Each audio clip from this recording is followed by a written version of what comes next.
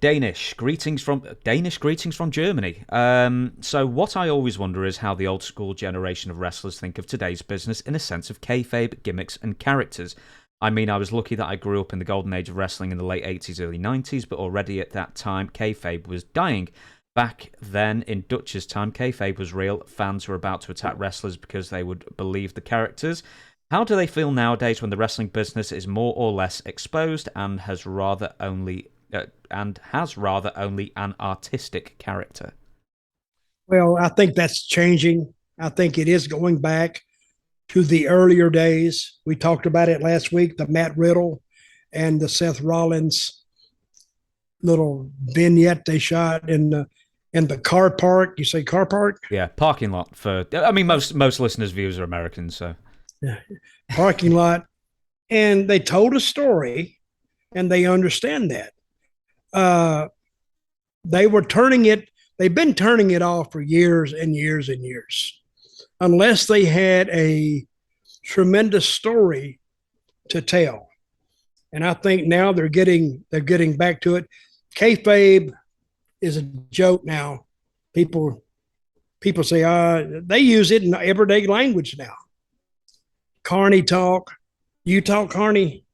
I try. No, I don't. You know how it's how they speak it, ism, right? I know how it works. I can't do it. You know where it came from? Well, the carnivals, I imagine. Because when one scam is going on and another worker at the carnival asked this other worker, the worker replied to him in Carney, which on a busy, walkway, showway, he wouldn't pick up on it right quick. But if they could put the I is, whatever. And I can't even speak. I can if I think about it, but I never was that good at it. The other worker could understand it immediately and take off. So that's why that's where it came from.